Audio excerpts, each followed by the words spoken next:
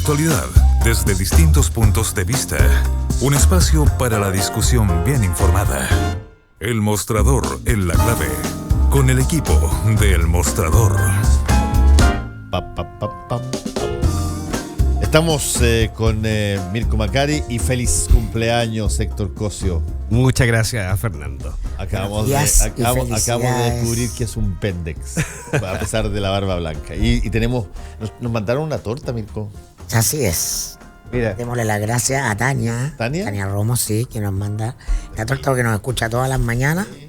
No comer, ¿por qué dice no comer? No comer más tarde. Lo que pasa es que llegó a la radio y le pusieron un aviso ahí que decía no comer. Porque si no, no dura nada. Una fiel auditora. Creo que muy bien. Pues, sí, aprovechamos a compartirla entonces con Héctor. Muchas gracias. Oye, es una coincidencia. No, es una sincronía. Y además sin mucho. Así que podemos comer todo lo que quieras. Sí, pues. Fantástico. Muy bien, estamos con el Mostrador en la clave, Mirko, Héctor Cosio y...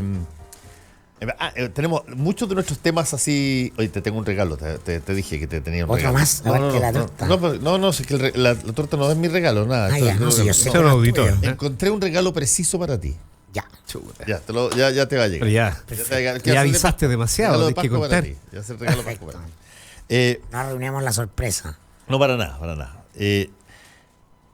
Hay una serie de temas que podríamos tocar. Uno. Bueno, entiendo que se entregó Bruno Villalobos anoche y que, por lo tanto, el ex general director de Carabineros, primer general director de Carabineros que queda en prisión preventiva en el marco de una investigación penal en su contra. En este caso, por torturas con resultado de muerte durante la época de la dictadura, cuando él era capitán o teniente. ¿No? Teniente. Creo. Sí, no sé, yo tengo entendido que era pero era un pelado chico.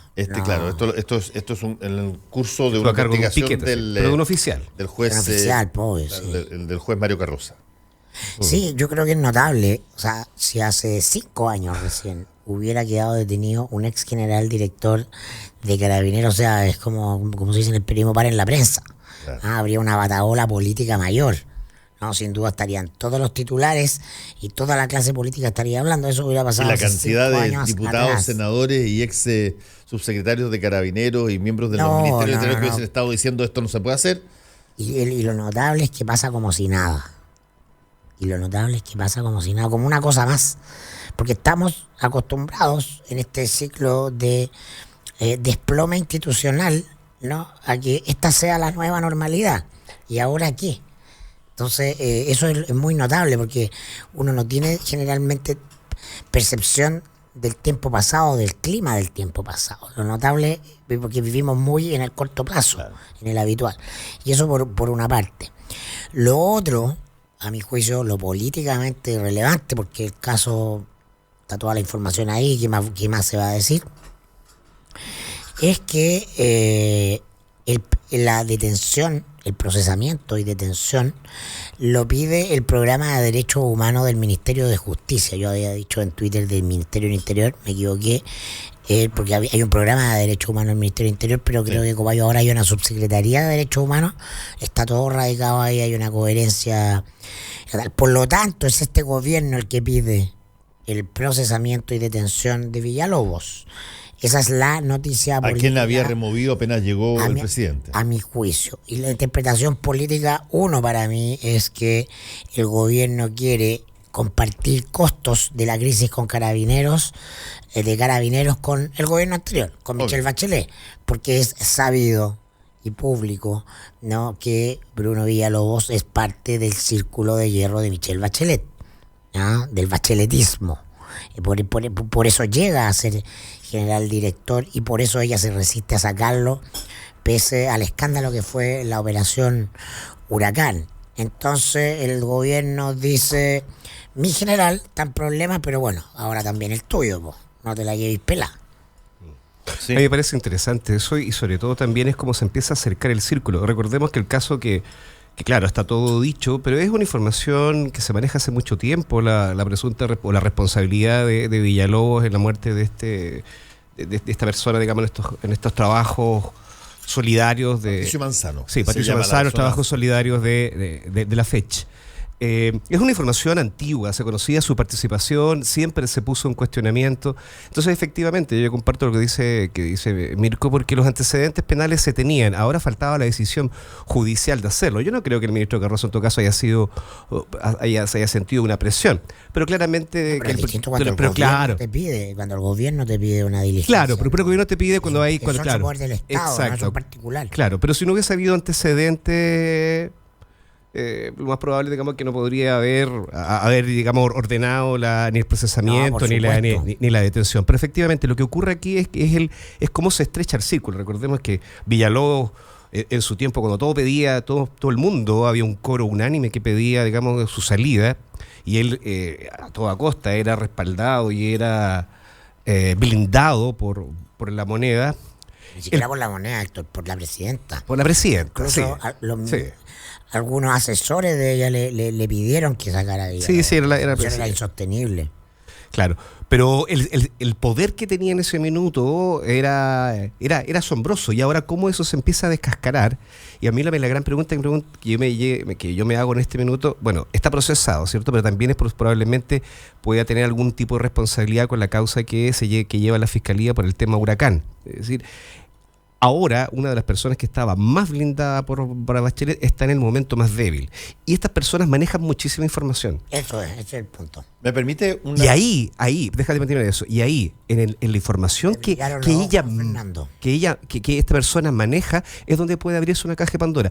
No sabemos si este es un general que se va a llevar los secretos a la tumba, como en un minuto fueron también los violadores de derechos humanos, o va a pasar a cantar como un pajarito. O sea, pero este es un general que viene del área de la inteligencia. Exactamente, o sea, es muchísima la información que maneja. La inteligencia de Carabineros en una parcela de poder. La cantidad de información que debe tener sobre políticos es importante. Me lo comentaba un amigo, o sea, ¿qué están pensando cuando piden el procesamiento de Villalobos? Eso es una caja de Pandora. ¿Me permite? Crucial. Sí, adelante. Aquí se destruye. Adelante, por favor, Fernando. Aquí se destruye un argumento que ha sido invocado innumerables veces por personas de derecha respecto de la violación de derechos humanos. Se destruye, y se destruye por parte del propio gobierno del presidente Piñera a través de que sea la Subsecretaría de Derechos Humanos del Ministerio del Interior del presidente Piñera el que encausa y pide el encauzamiento de Bruno Villalobos. ¿Cuál es ese precepto? El precepto de estas cosas pasaron hace tantos años. Correcto. ¿Cuál es el argumento? El argumento clásico de esto. Oye, pero si estas cosas fueron hace 40 y tantos años, ¿qué hay que seguir encauzándolo? ¿Cuál es la lógica de seguir metiendo preso a cosas por estas cosas que pasaron antes? Ese argumento se murió. Se cayó. Ese es el argumento político. Y el argumento jurídico es, esto está prescrito. Claro, exactamente. Entonces se borra la prescripción porque corresponde a crímenes de lesa humanidad. Exacto. Ahora el programa de derechos humanos es la misión que tiene el programa de derechos humanos para perseguir estos tipo de delitos. Para efectos prácticos, cuando alguien dice, oye, están abriendo causas que pasaron hace 40 años, ¿cuál es la lógica? La pregunta, hoy día hay un caso donde el propio gobierno del presidente Piñera lleva adelante el encauzamiento de una persona por algo que pasó hace 40 años. Y por lo tanto se cae el argumento absolutamente de decir, mira, esta es una venganza, esta es una situación donde es inquina, porque las cosas ya pasaron hace tanto tiempo que ustedes siguen. Bueno, ahora es interesante, pero ese discurso también se aplica de manera contraria, porque cuando estaba la presidenta Bachelet al cargo y él era el general director de Carabineros, estos antecedentes penales se tenían, y los tenían el programa de derechos humanos del Ministerio de Justicia, los tenían y no lo pidieron por las mismas razones. Mientras se pide la investigación para terminar con la impunidad, a él lo blindaron inclusive en la causa donde tenía participación. Nosotros lo publicamos en su minuto. Sí, claro. Cuando Burgos fue ministro del Interior, por ejemplo, pidió que el programa de derechos humanos, que estaba radicado en el Interior, no se metiera con Cheire. No me tocan a Cheire. Exacto. Por ejemplo. Por lo que se presentaba políticamente Cheire para el mundo concertacionista. Villalobos siempre fue un sujeto político para cualquier lado. O sea, hoy día, claro, parece que es contradictorio de parte, digamos, del gobierno pedir un procesamiento. Bueno, entendemos las causas, son políticas, pero también pasaba al revés. O sea, siempre se ha utilizado esta causa, digamos, con los fines, digamos, del gobierno que ha estado de turno. Sí. Y lo interesante es que, bueno, esto pasa, y concuerdo con Mirko, es impresionante el poco perfil de la noticia, si tú quieres. Una más, es una noticia más. Una noticia más. Es equivalente al término de, qué sé yo, El el paro conflicto portuario. es más relevante. Más relevante que este, claro. Eso me refería a poner el mismo ejemplo. El paro portuario es mucho más relevante que esto, y quizás desde el punto de vista de lo urgente, claro que sí. de inmediato Sí, por supuesto. debería ser. Pero desde el punto de vista de los derechos humanos, es muy interesante. Cae el general director por sucesos ocurridos en la época de la dictadura y que son solicitadas su encauzamiento y su investigación por el gobierno del presidente Piñera a través de la Subsecretaría de Derechos Humanos. A mí me... Pero volvamos a la caja de Pandora, porque lo que ocurre aquí es precisamente, y a lo mejor ese es el riesgo que apuntábamos recién, es una persona que maneja mucha información, y es una persona que hoy día efectivamente ya estando preso, incluso ya no sé, deben quedarle muchísimas redes. La pregunta es, ¿el gobierno consideró al momento de pedir el procesamiento que uno estaba tirando por el suelo la argumentación jurídico-político-histórica de la derecha respecto al tema de las violaciones a los derechos humanos, o por lo menos de un sector consideró el riesgo político de pedir el procesamiento y detención de alguien que maneja información VIP del mundo político? Exactamente. Que no sabemos a qué nivel puede llegar? Entonces, si lo consideró y dijo igualmente, vamos acá, ya que tanto, corremos los riesgos o cambiamos, bueno, confirmamos que estamos en un cambio de ciclo. Los actores políticos no están pensando en clave de funcionamiento institucional, es decir, no tiene la asesoría de Enrique Correa porque no está pensando en el funcionamiento del sistema. No, pero sí está corto plazo. Bueno, lo ha hecho siempre. Eso es parte, digamos, eso es parte de todo lo que hace este gobierno. Es un síntoma más de eso. Entonces ya no podemos seguir evaluando a la actividad política en su conjunto ni los actores en función de las lógicas tradicionales en las que veníamos. Hay otro software. Sí, pero por supuesto, pero miremos igual el área chica. ¿Cuál es la intención? Tú decías que lo que buscaban era empatar un poco la responsabilidad, compartir los costos de la crisis de Carabineros. Eso tiene mucho sentido. ¿Por qué? Porque la crisis que hoy día afecta a, pongámosle un nombre, a Hermes Soto, está dividido en dos áreas. Por una, la responsabilidad institucional que él tiene frente a todo el tema Catrillanca, y eso ¿qué motiva? Motiva toda la oposición interna que tiene el general director de Carabineros. O sea, cuando se pide la renuncia de Hermes Soto, hay un grupo de personas que está trabajando y que empezó a trabajar desde antes que él asumiera para sacarlo. Y esa gente es la gente de Villalobos. Entonces aquí también hay un acto de neutralización de parte de Hermes Soto a Villalobos. También hay un pescado envuelto en diario, sí, para ponerlo en lenguaje. No cabe la menor duda. Recuerda que cuando, yo lo he citado en otra oportunidad aquí en la radio, cuando nosotros pedimos el estudio a la Universidad Central para saber quiénes eran, de dónde venían las fuerzas que estaban pidiendo la salida de Hermes Soto, y nos llamó muchísimo la atención que no era del mundo de de los derechos humanos ni el mundo mapuche, sino que era de la derecha dura, y después hicimos el análisis pequeño y se dividía en dos, y había un grueso de gente que seguía hablando del proxenetismo. Toda esa gente es la gente de Villalobos. Y claro, y las redes de Villalobos no eran solo en el bacheletismo, no se puede decir este era un general de la nueva mayoría. Por supuesto que no. Tenía red, por ejemplo, con el diputado Ulloa, que era el ferviente pinochetista, ¿no? Que ha sido histórico miembro de la Comisión de Defensa, UDI, que ahora es intendente de la 8ª región, tengo entendido. Sí, el intendente de la región de Biobío. Entonces, y habría que pensar también, y ahí está el costo político, ¿qué pasa si yo tengo un ex general director con formación en inteligencia, más el ex director de inteligencia también preso? O sea, tienen que tener una cajita revisada. ¿En qué momento voy a tocar el fa, el do, el si? Tiene distintas teclas. Yo creo que el gobierno está dando palo de ciego. O sea, y Hermes Soto, no sé, está interesante porque aquí hay otro factor. Por una parte, en el caso de Bruno Villalobos, esto está siendo llevado a cargo del juez Alejandro Madrid. No, Carroza, del juez Carroza, Mario Carroza. En el caso de el ex director de inteligencia, Fiscalía. Exactamente, es Fiscalía. Y Fiscalía, según se ha comprobado, Fiscalía en general, Fiscalía tiene una sujeción y hay palancas para afectar qué tanto se mete Fiscalía. De hecho, mira tú todo lo no son independientes de la política. No son independientes, no son autónomos en absoluto. Para nada. O sea, Abbott no ha dado muestras de ser demasiado independiente en montones de cosas. Sí.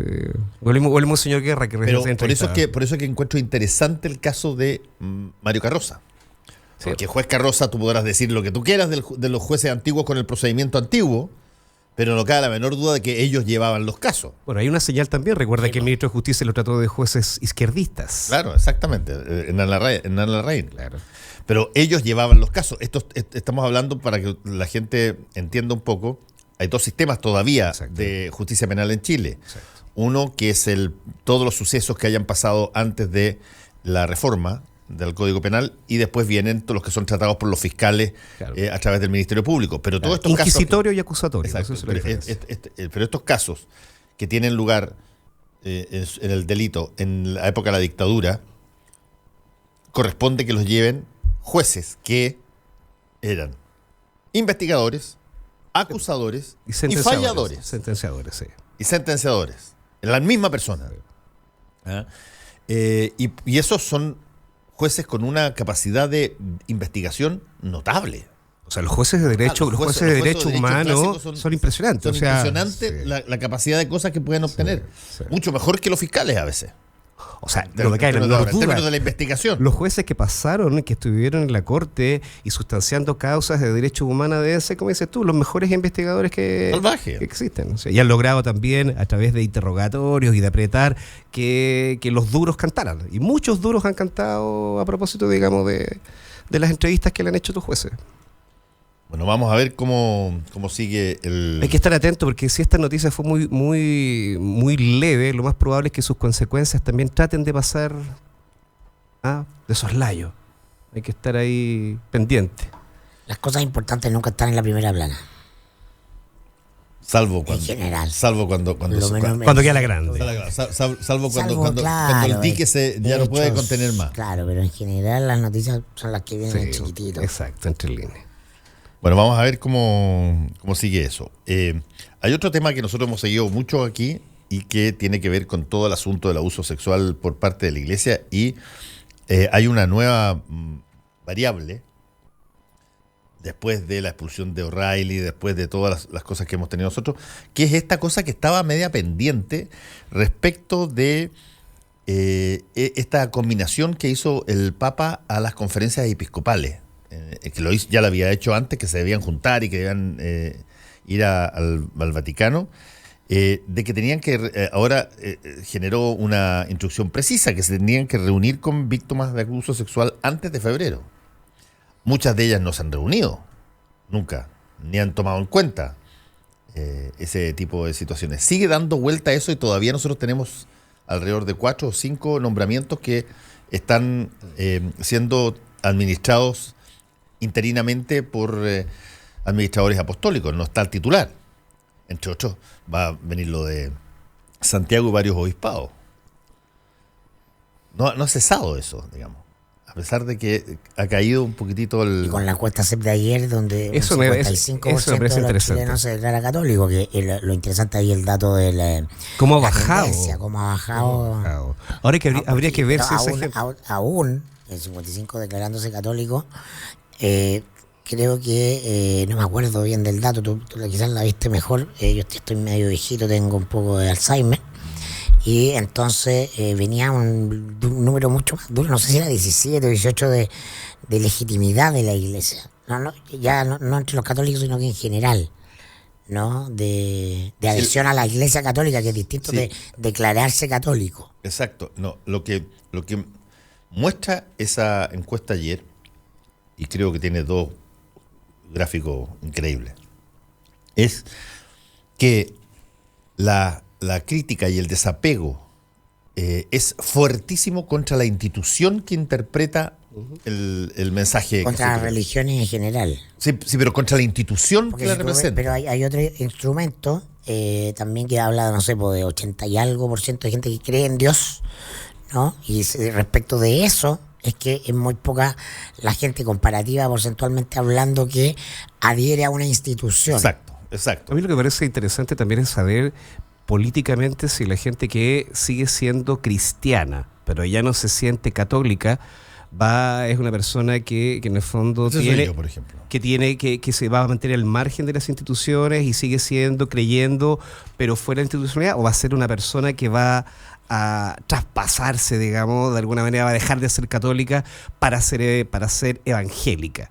Hay mucha gente que lo ha hecho en algún minuto de sus vidas. No se produce eso en la encuesta CEP. En la encuesta CEP funciona. No, esto es una pregunta adicional a lo de la CEP. Pero qué interesante la pregunta porque lo mide la encuesta CEP también. Y la encuesta CEP pasa exactamente lo mismo que con la pérdida de aprobación del gobierno del presidente Piñera. Lo que se pierde no lo capitaliza la oposición.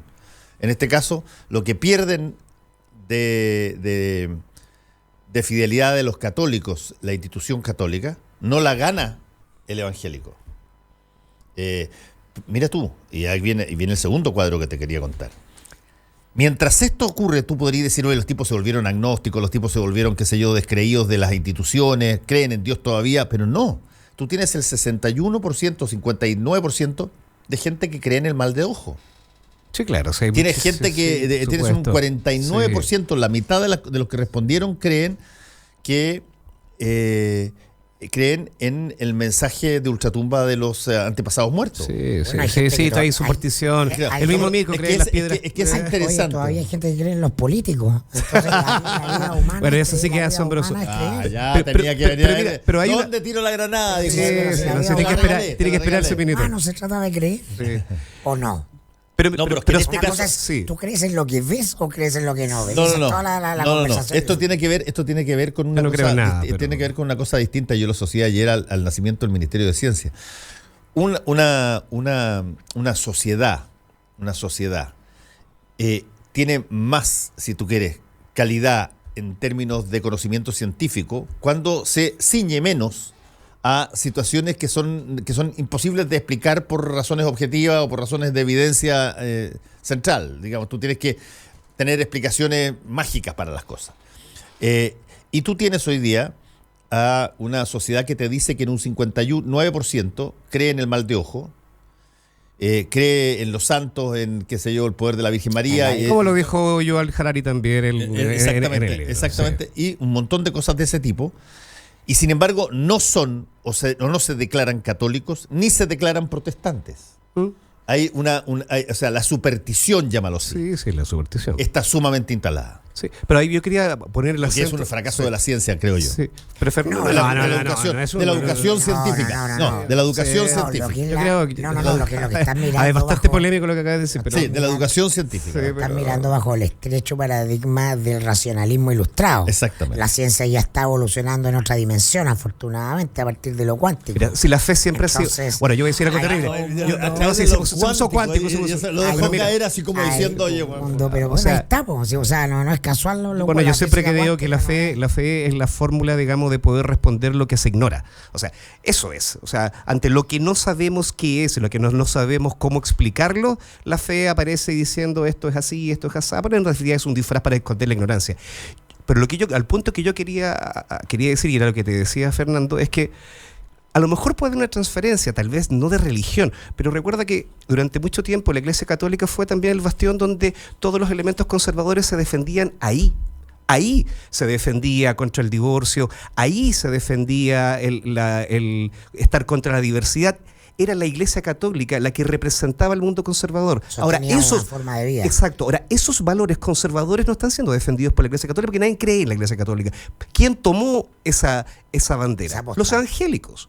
Ellos tomaron esa postura. Ellos son los que hoy día fuerzan y ellos son los que hoy día se pelean con el presidente y el otro día lo apoyan. Son ellos. Y si tú lo ves desde el punto de vista político, claro que hubo una transferencia de valores, de valores conservadores. De rol político. Sí, pues, a eso claro, el rol político. Hay una transferencia, digamos, de los valores conservadores defendidos como una bandera política. La hay. A lo mejor no van a ir a una iglesia evangélica en el Zanahoria a predicar por las calles, pero hoy día quienes defienden esos valores son los evangélicos. Mira, siempre lo han defendido. Lo que pasa pero es con que, más con lo que pasa es que ahora hay bancada evangélica. sonoro, o sea, con banderines. Claro. Tiene una dimensión política sin Sin duda. duda, La democracia cristiana nunca fue una democracia cristiana, era una democracia católica. Exacto. sí, es verdad. Es verdad. El partido de la iglesia.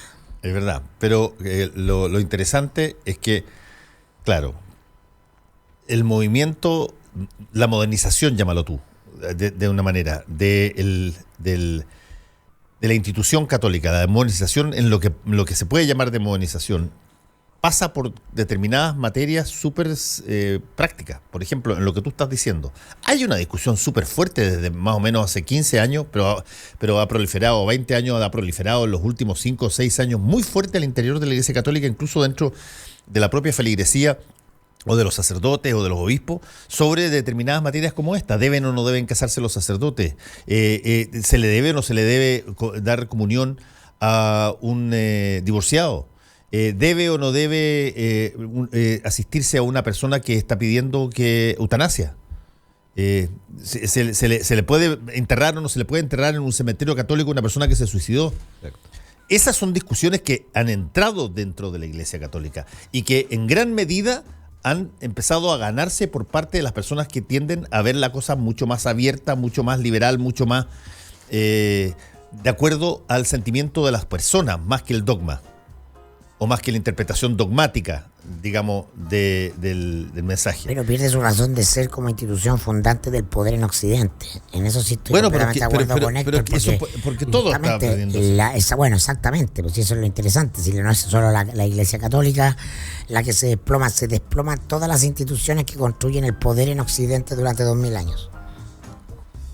Pero se resisten y van a resistirse con mucha fuerza. Bueno, por supuesto, ese es un tránsito relativamente corto, pero largo desde la perspectiva de una vida humana. Sí, pero esa resistencia es la que puede llevar, digamos, a una años. Sí, pero fíjate, pero esa resistencia es mucho porque una vida humana es mucho. Sí, pero en esa resistencia es donde uno encuentra sentido, por ejemplo, en que países como Estados Unidos, como Chile, como Brasil, como Austria, como Australia, como Italia, existan personas, digamos, de derecha, y no derecha liberal, sino que, digamos, con posiciones muy, muy, muy contrarias, digamos, a esta diversidad, a este progreso que está viviendo el mundo. Entonces, esa resistencia a estos cambios puede llevar a que exista nuevamente, digamos, un proceso muy parecido al de los años 40. Ahora, o sea, una división del mundo entre los que creen en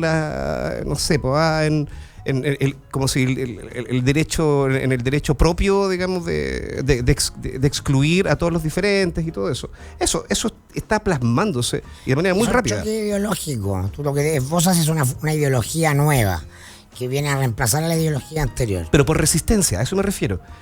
El mundo está cambiando y al estar cambiando hay ciertos grupos que se resisten a esos cambios. Pero esa resistencia no es corta, porque esa resistencia es la que está llevando hoy día a que la gente vote por Bolsonaro. A eso me refiero. Por eso que hay que tener ojo, no hay que pensar que, digamos, que esta resistencia es pasajera. Es una resistencia que puede provocar cambios profundos. Siento mucho miedo en esa afirmación.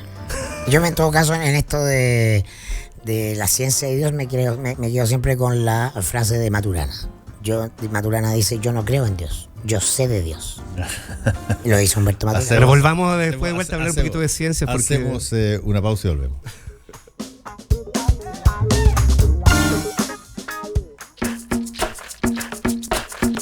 Hora clave. Son las 8:59 minutos. 92.9. Somos como tú. Somos la clave. Para hacer un buen negocio, necesita ser un gran anfitrión. Para organizar un seminario productivo, debe elegir el lugar correcto. Visite Hotel Los Nogales y compruebe que superaremos sus expectativas. 5 salones de hasta 300 personas con equipos audiovisuales, estacionamiento y Wi-Fi de alta calidad. Cotice en hotelnogales.cl o al 223-356958. A 2 cuadras del Metro Estación Los Leones. Hotel Nogales, Los Nogales 741 Providencia. Hay veces que la vida te da pequeños regalos. Mira, me encontré 5 lucas. Y hay veces en que Chevrolet te los da. Mira, 100 lucas o un joven gratis. Esta Navidad, aprovecha los regalos caídos del cielo que solo Chevrolet te da. Ingresa a Chevrolet.cl y descarga el bono de descuento adicional de 100,000 pesos. Y si compras tu 0 kilómetro con Chevrolet Servicios Financieros, llevas un hover totalmente gratis. Te esperamos del 17 al 23 de diciembre a lo largo de toda nuestra red. Chevrolet, find new roads. Los que sabemos de café, conocemos el secreto. Hace más de 75 años que en Cabrales buscamos en las plantaciones los mejores granos para darte el mejor café como a vos te gusta. Tostado por manos expertas, de exquisito aroma y sabor y en todas las variedades. Cabrales es ideal para disfrutar en todo momento y lugar. Cabrales significa buen café. Encuéntranos en los mejores hoteles, restaurantes, cafeterías y supermercados del país. Pedí una demostración en cabrales.cl y descubrí por qué somos el café número 1 de la Argentina. Cabrales, dedicados al café. A las 8 de la noche, de lunes a viernes, en Clave Deportiva. Nos tomamos con humor la actualidad del deporte. Hoy día presentamos un nuevo espectáculo que se suma al show del circo del fútbol chileno. Una guerra. Parece que don Reinato viene con prácticas tipo Pablo Escobar de Colombia. Mijo, la tarjetica. Muéstreme su preguntica, mijo, muéstreme su preguntica. Si me pregunta algo usted, lo voy a anotar aquí, lo desaparezco a usted, a su señora, a sus hijos, a su abuela. Chico Peñailillo, Pancho Aguiluz y Manny Grant no dejan títere con cabeza. Si te conozco, es que te vi que venías del sector del camarín de Colo Colo, caminando hacia el otro lado, hacia el sector. ¿Tú hablaste con algún jugador? ¿A bufar a Colo Colo, Mane? No hablé con ninguno. Pero estuviste cerca de ellos. Estuve cerca. Ahí se explica. Mago Caca, Lucas Barrio, el Berlino Paso. Van a echar la culpa a mí ahora que Tito todavía no sabe cómo parar a los jugadores y que los jugadores tengan menos sangre que. Enfrente nuestro está la respuesta al gran problema Colo Colo. En Clave Deportiva, de lunes a viernes a las 8 de la noche, 92.9. Somos entretención. Somos la clave. Estamos con el mostrador en la clave y Héctor quiere ir a ciencias. A mí me gusta sobre todo la ciencia, tengo que reconocer. Sí, qué bueno. Acabo de releer un libro que se lo recomiendo, si es que lo pueden encontrar, porque es un libro introductorio de Gamow que se llama 1, 2, 3 Infinito, que es un libro, uno de los primeros libros de divulgación científica moderna, no de los de antiguos que mostraban mapitas, ¿no? Como un silabario. No. Es un libro chico, corto, y que explica, básicamente, uno de los primeros que trata de explicarle a una persona no científica cómo opera el mundo de la ciencia y particularmente cómo operan las interacciones de las distintas disciplinas, química, biología, física, en fin. Es bien antiguo, así que es difícil de encontrar. Yo quisiera hacer 3 comentarios que me parece interesante. El primero, bueno, que el ministro, ya lo ha dicho un montón de gente, pero también yo he tenido oportunidad, digamos, de estar en varias circunstancias con ellos, sobre todo con CUF, el nuevo ministro del Ministerio de Ciencia, Tecnología, Conocimiento e Innovación. Y el conocimiento entra en investigaciones de arte y humanidades también, así que el arte y la humanidad están dentro de este sistema. Es que es un ministro que tiene una alta sensibilidad respecto de la labor y el deber de la ciencia, más allá, digamos, ¿Es hijo de Adolfo Kuh? No, él es sobrino nieto de Adolfo Kuh. Más allá, digamos, de los desafíos inmediatos, que es, por ejemplo, poner en marcha todo lo que es la normativa interna, que es bastante engorrosa, porque son 5 niveles de gobernanza que tienen que instalar CUB. O sea, el Consejo Nacional, el Consejo Interministerial, las Ceremi, las macrozonas de la CENI. O sea, es un tema burocrático tremendo que yo creo que le va a quitar por lo menos un año completo, si no más, la poder instalación. Pero fuera de eso también en el caso de CUB lo que me parece interesante de él es que además tiene una comprensión importante también del resto de las ciencias. No es solamente un neurocientífico que se dedica a estudiar, digamos, lo más pequeño de su especialidad. Tiene una comprensión bastante importante del rol de la ciencia dentro de la cultura para la transformación de la sociedad. Y eso me parece interesante. ¿Y por qué me parece interesante? Porque la esperanza, por ejemplo, que genera en algunas personas que nos interesa la divulgación científica, no es solamente como el emplazamiento que le hizo Girardi, es decir, tú tienes ahora la oportunidad de que Chile logre el 1% del PIB para ciencia, para así desarrollarnos como país. Sí, eso es lo más inmediato. Pero a mí lo que me parece más relevante es que se genere un ministerio para que hayan científicos dentro del gabinete. Eso va a llevar también a que ojalá los puedan escuchar sobre otras materias. Hay temas que para mí son súper relevantes y que yo los he conversado con él y para él también son muy relevantes, que es empezar a discutir otro tipo de problemas que van a venir. Yo creo que la ciencia tiene una responsabilidad también de poderse anticipar. Y hoy día hay muchísima información que está en poder de los científicos y que los políticos deliberadamente omiten. Y eso es relevante. Lo hablábamos el otro día. El tema, por ejemplo, del cambio climático. La gente sigue diciendo que el cambio climático es una cosa que viene, que va a venir. Que si en el fondo si yo ando en bicicleta o dejo de usar bolsas, yo estoy haciendo algo. Chismes, eso no es cierto. Entonces es importante que hoy día en el gabinete existan científicos para que puedan también dar un punto fundado respecto de temas tan relevantes como el cambio climático, como por ejemplo el tema también de los derechos genéticos. Hay discusiones que son muy importantes y que Chile, porque estar muy lejos o porque la gente conoce, no piensa que no hay que darlas. Yo creo que sí hay que darlas.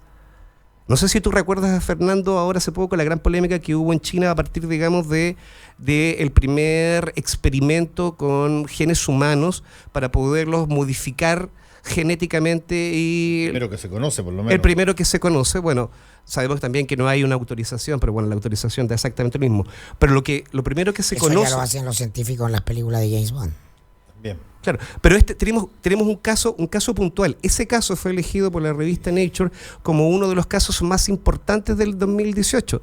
O sea, generó una discusión mundial. Aquí en Chile nadie tiene idea, a nadie le importa un carajo que efectivamente exista el conocimiento científico para poder modificar genéticamente a los seres humanos. Ya está el caso y hay mucha gente que lo está discutiendo. Me parece importantísimo que el ministro de la Ciencia y que incorporen el gabinete para incorporar este tipo de discursos. Si hay mucha habladuría de los políticos, hay demasiada ignorancia frente a un montón de cosas. Y la oportunidad que tiene este ministro no solamente sacar adelante esto, y reitero, no solamente lograr el 1%, sino incorporar otros discursos, que va más allá de ser un sistema de creencias. O sea, son hechos evidentes, hay evidencia científica que respaldan mucho estas discusiones. Y si nosotros no nos preparamos frente a eso, va a ser catastrófico. ¿Sabes qué? Mira, la última cosita. Ayer conversaba, por ejemplo, con un científico que es del Centro Ideal, que está en Punta Arenas, que se van a subir en un barco durante 2 meses para navegar, digamos, en la Antártica. Y yo le pregunté, ¿qué hacía? El tipo me decía, no, lo que nosotros vamos a medir la biomasa de los krill. Entonces lo ponía así, da lo mismo, nadie le importa, bueno, esos animalitos que andan en masa. Pero resulta que esos animalitos que están en masa, producto del cambio climático, se están acorralando hacia los polos, hacia más al sur. Al acorralarse más al sur, cualquier debilidad, cualquier problema que ocurra a una biomasa que está acorralada, va a generar un problema trófico enorme. No solamente se van a perder las ballenas jorobadas, que se van a perder. O sea, van a provocar un montón de problemas que van a terminar afectando la economía. Si tú no incorporas el concepto científico a decisiones económicas, políticas, sociales, bueno, te estáis desaprovechando lo que acabamos de decir, un cambio de era. Hoy día hay que incluir la evidencia científica en cada una de estas decisiones, porque estas cosas no vienen de la nada. Hay una consecuencia. Tantas veces eso que hay que hacer cosas imperativamente y no pasan. Yo creo que la ciencia tiene un problema, el ministro tiene un desafío ahí, ya lo hablamos latamente. Soy muy escéptico respecto a que el desarrollo de la ciencia pase por un ministerio de la cultura. Creo que al contrario, que es la oportunidad que van a ser capturados por los políticos de turno para ponerle al CEREMI, para ponerle al fulanito. Bueno, ya vemos hoy día peleas entre muy... Sí, pero son peleas exentivos que se sacan cuentos que tenían desde antes. El problema es la naturaleza humana y eso no lo resuelven los científicos porque son parte de ella. Pero tiene un problema también la ciencia de que es una actividad intelectualmente de élite. Cómo se divulga ciencia es un desafío mayor, porque no es la gente pero la hay que tiene que ir a la gente ciencia, sino la ciencia es la que tiene que ir a la gente también. Bueno, por supuesto. Ahí tiene una limitación grave. O sea, responsabilidad también de los medios también y de incorporar los discursos. Hoy día, ahora, si efectivamente no se incorporan estos discursos, va a pasar lo que tú dices. O sea, esto se va a convertir, digamos, en un ministerio más que va a tener los mismos vicios de los otros ministerios. Seguramente le van a poner personas, seguramente van a empezar a criticarlo, un montón de cosas. Pero hemos hablado varias veces que los que gobiernan este país muchas veces no son los mejores. No estoy diciendo que Cub y Torrealba sean los mejores, pero incorporan un discurso o van a tener la oportunidad de incorporar un discurso distinto. Y eso a mí me parece que es notable. Oye, yo tengo la impresión de que aquí pueden ocurrir un par de cosas. Déjame aventurarme y pegarme un full. Andrés Kub, que como tú dices es un neurocientista y bastante conocido, va a tener que enfrentar el fantasma de las organizaciones dirigidas por científicos para hacer ciencia.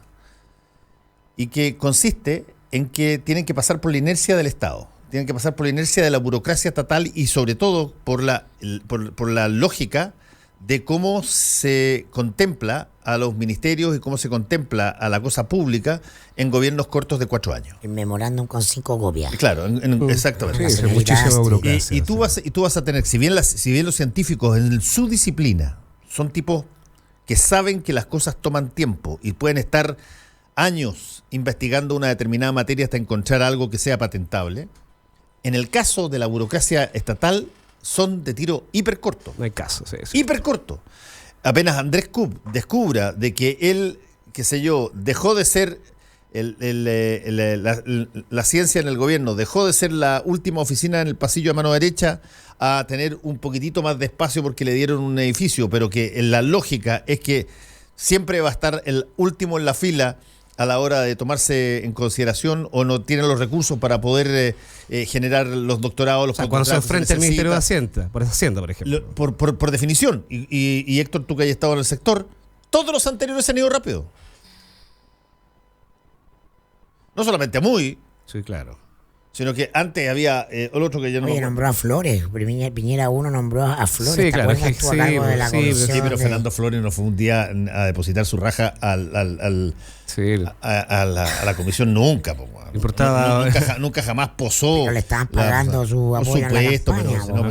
Eso mostraba claramente que Fernando Flores tenía una cantidad enorme de cosas afuera, mucho más interesantes. No le dio un pelota a esto nomás. Pero otra cosa distinta es cuando tú tienes personas que generan una nueva institución y ahí entra el tac-tic, que le llamo yo, no el tic-tac, sino que entra la cuenta regresiva de cuánto tiempo te demoras en cachar si esta cosa es algo que está hecha en serio. No te olvides tú que esto se inicia en el gobierno de la presidenta Piñera y la presidenta Bachelet, y que el presidente Piñera en un principio estaba pensando en una cosa totalmente distinta. No es un ministerio de ciencia tal cual como el que salió como él lo quería. Venía con un vuelito, y el hecho es que tú vas a tener una cuenta regresiva hasta que Andrés Kub se dé cuenta si es que efectivamente esto tiene músculo y tiene posibilidad de crecer, o va a caer dentro de la burocracia de situaciones y en ese mismo instante los científicos siempre optan por salirse. Sí, es cierto, pero una vez conversé con Kub, nosotros lo pusimos en la entrevista. Y con razón. Sí.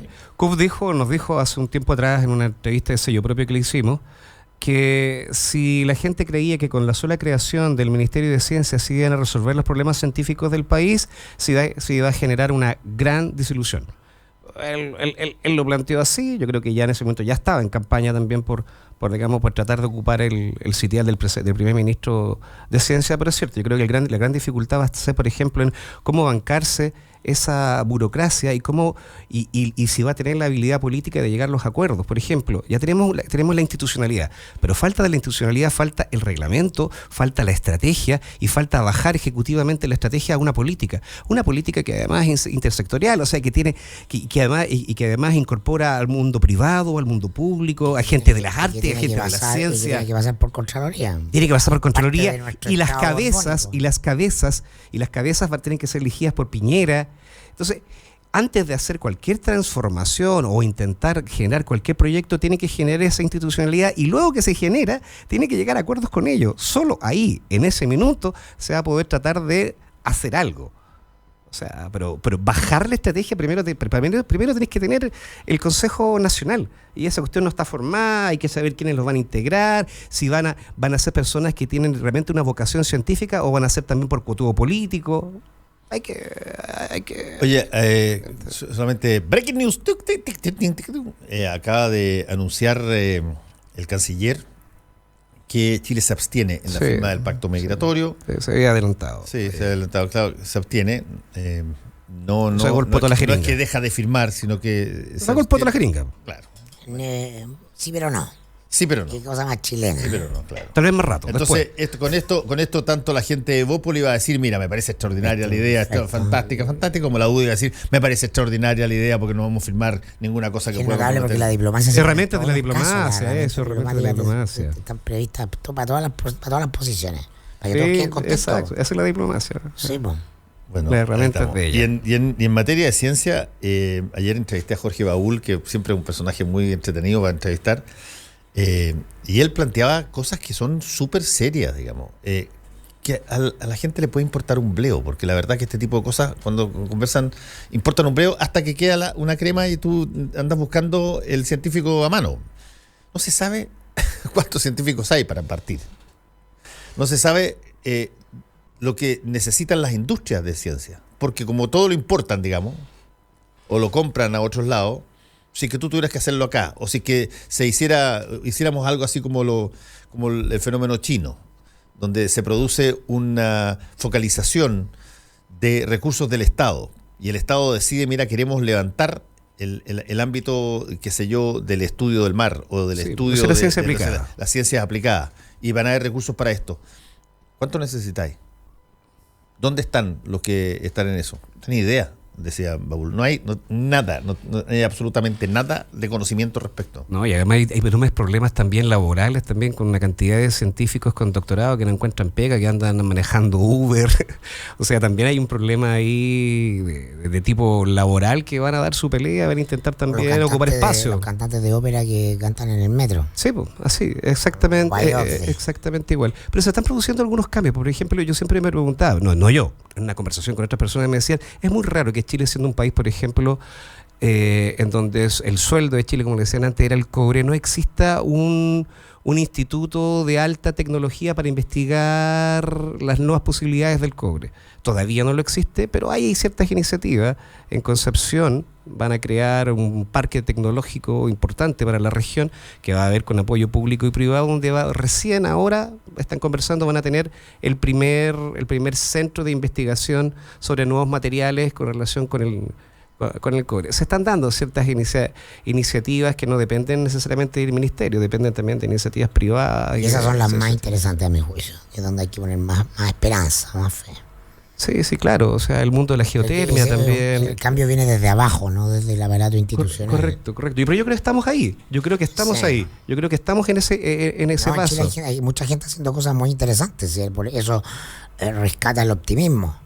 Lo que pasa es que no están en el radar. No están en el radar de el juego político institucional tradicional decimonónico que tenemos. Bueno, ahí vuelvo a recuperar, vuelvo a plantearte lo que parecía una esperanza mía al principio, pero para mí tiene fundamento, que es la oportunidad también hoy día, no sé, de forzar por lo menos esa discusión a partir de que tenemos un Ministerio de la Ciencia. Pero no es fracaso si eso no llega al Ministerio de la Ciencia, por ejemplo. No, claro. Va a seguir operando igual. Exacto, claro, sí. No es responsabilidad tampoco del Ministerio de la Ciencia. Lo que quiero decir es que habiendo Ministerio de la Ciencia, existe la posibilidad de generar un discurso en donde que esté fundamentado en estas iniciativas que son que son pocas, que son pequeñas. O sea, tenemos un montón de gente, lo que lo hablaba el otro día también, este ingeniero que estudió ingeniería industrial, ahora en este minuto se me fue el nombre, pero a lo mejor un auditor puede refrescar mi memoria, pero que es un ingeniero industrial, que fue formado para hacer puentes, para hacer un montón de cosas, y se dedicó a la ingeniería biológica y creó un modelo matemático de un corazón virtual que hoy día está siendo utilizado por todos los médicos, digamos, en el mundo, y el tipo ganó el foro, y el Foro Económico Mundial lo dirigió dentro de las 100 promesas mundiales para la ciencia. Es un tipo que estaba acá y decidió hacer un corazón en vez de hacer un puente. O sea, ese tipo de iniciativas hablan también de que aquí se están haciendo cosas y se están pensando cosas muy aceleradamente. Pero no es que te quiera... no, si no estoy hablando yo de esperanzas, Fernando, claro, estoy hablando de hechos. Que tiene el ejemplo, pero lo que tú estás diciendo es justamente lo que de alguna manera ocurre por lo que se denomina serendipity. O sea, No fue una serendipia ese evento. Pero tú tienes la existencia de una persona que aparece, que se prepara para una determinada cosa y que de repente, porque le ocurren cosas en la vida o tiene intereses o motivaciones de otro tipo, deriva en una genialidad como es esa. Bueno, pero la ciencia es básicamente serendipia, los grandes descubrimientos han sido así. No es verdad, pero está bien. Pero hay mucho así. Esto como que todo parte en un garage. Pero sí. O como que la muralla china se ve desde el espacio. Pero hay un porcentaje importante. Pero, exacto. La serendipity funciona y ha habido veces en que se te ha caído un salero arriba de una cosa que era un líquido extraño que estaba y se te generó una combustión química que dio el plástico. Te pongo un ejemplo. ¿Sabes cómo se generó el Viagra? El Viagra lo que entiendo que lo que se estaba buscando era un antidepresivo. No se estaba buscando una solución para la calvicie. ¿Viste? Mira qué salvaje. Y por lo tanto se trabajaba sobre la hormona. Bueno, yo creo, no sé. Bueno, pero la cosa es que el problema es que un país no puede estar sujeto a los sucesos espontáneos en ciencia que se produzcan, o los sucesos irregulares o azarosos que se produzcan en ciencia, si es que lo que tú quieres es tener una presencia científica muy potente. Tienes que dirigir algo, tienes que apuntar a algo, tienes que generar incentivos para que haya determinadas... Lo que pasa es que tú, Fernando, estás hablando de la lógica de la planificación. No, yo estoy... ¿Cómo funciona ciertas culturas? No, ni siquiera estoy hablando de la planificación. Es que estamos hablando de un ministerio. Pero si estamos hablando de un ministerio de ciencia, ya está planificado el órgano. ¿Qué hace ahora? ¿Qué hace? ¿Qué es lo que timbra? ¿Qué hace? Ya, lo tienes un edificio, dice arriba, Ministerio de Ciencia con todas las cuestiones de innovación. Tiene que llenar la oficina para abajo. ¿Qué haces ahora? Lo primero tiene que llenar la oficina para abajo. Contratar gente. ¿Cuál es tu función? ¿Para qué? ¿Qué emites? ¿Qué sacas? ¿Qué muestras? Sí, ¿con quién te vinculas? Bueno, esa es la política. Esa es la política que tiene que bajar. Por lo tanto, tú tienes que tener cosas, porque si es que el Ministerio de Ciencia se construye, tiene edificio, abre piezas para decir, mira, ahora estamos llanos a aceptar cualquier gallo genial que de repente descubra por serendipity algo, o un gallo que haya cambiado de carrera y que dentro de 2 años... Tiene que haber una política. Tiene que haber un canal, tiene que haber algo que diga, mira... Nosotros queremos no solamente transformarnos... comunicaciones. Claro, no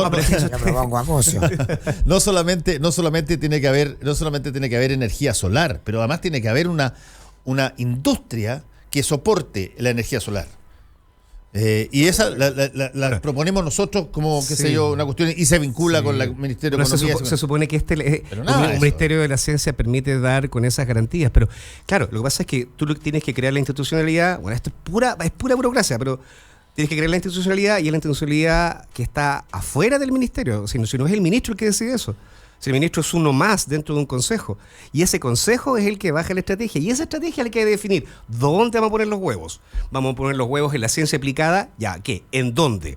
¿En la energía solar? ¿En el cobre? ¿En qué? ¿Y cómo? ¿Y solo ello? ¿O vamos a trabajar también, qué sé yo, en ciencias biológicas? ¿En qué? No sé, en fármacos de medicina de precisión, no sé.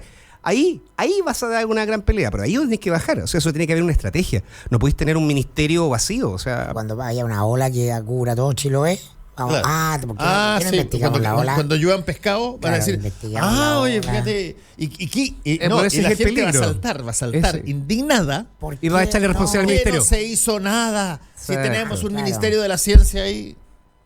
Es lo que le pasó al Ministerio de Cultura. El Ministerio de Cultura se creó, había ministro, Bachelet lo único que hizo fue tratar de... a comentar una comedia del absurdo. ¿Se dan cuenta, no? O sea, sí, lo es así. Si es que esto fuera un día de la marmota... ¿Qué no ponemos una escuela de surf en la playa? Si esto fuera un equivalente al día de la marmota, un chiringuito. Vamos a encontrarnos inaugurando el Ministerio de Ciencia una y otra vez, y a lo largo de la cosa van a empezar a pasar cosas y la gente va a mirar al Ministerio de Ciencia, y el Ministerio de Ciencia, así que no le dan recursos, no lo dotan de algo... de músculo. De práctico y músculo para ver, va a terminar diciendo, mira, uy, ¿no? Es cierto. No tenía idea de que podía pasar esto. Sí. Yo no quiero portillarlo. 42 grados ayer, mira qué raro. Sí. Yo no quiero portillarlo antes que nazca, pero hay una referencia clara. Si el Ministerio de Cultura le pasó eso, el Ministerio de Cultura se sacó el Ministerio de Cultura, pero así a tropezones y tratando de sacar para que Otone fuera el primer ministro de Cultura, y da lo mismo, aprobaron el Ministerio de Cultura sin tener idea de cómo iban a ser la normativa interna. El gallo se nombró, salió afuera y quedó la institución tirada. Y hoy día tenemos un montón de ideas. Uno se pregunta cuál es la estrategia detrás del Ministerio de Cultura. No hay una sola poner operadores, no hay nada. Poner operadores, esa es la estrategia. Para eso es copamiento del Estado. Claro, o sea, tenemos lo más cercano. Claro, yo no quiero aportillar, digamos, porque tengo un compromiso, igual no solo periodístico, me interesa, me gusta el mundo de la ciencia, creo que puede aportar muchísimo y no quisiera aportillarlo, digamos, desde antes, pero claramente la evidencia científicamente es súper clara, es apabullante, la ciertamente. Evidencia, esa palabra grandilocuente. La evidencia. Sí, la evidencia. Pero si es que hay un ministerio que se tiene que basar en evidencia, ese es el de ciencia. Obvio. Trabaja con evidencia, no trabaja con la fe. Bueno, la fe de cada científico de poder llegar a hacer las cosas, pero no trabaja con cosas mágicas. No. Trabaja con cosas contacto. No son alquimistas. Los políticos trabajan con la fe en los electores. Sí. Y con la manipulación. Oye, una fiel auditora me manda un artículo de El Mundo de España que dice que la ESA, que es la empresa,